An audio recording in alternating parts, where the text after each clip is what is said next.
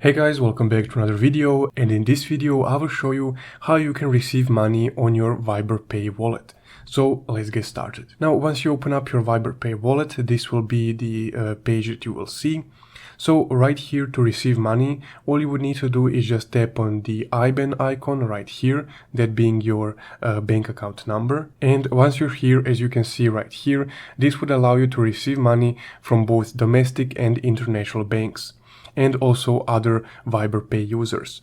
So all you would need to do is just copy paste the account holder's name and the IBAN right here. And those two will allow you to receive money both from bank accounts and Viber Pay.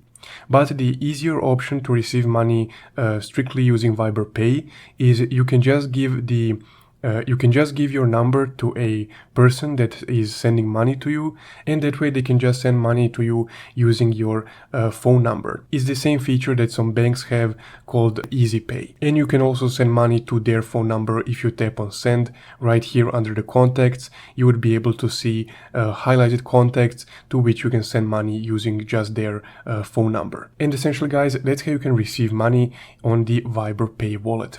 If you found this video helpful, don't forget to leave a like and subscribe. Thank you for watching.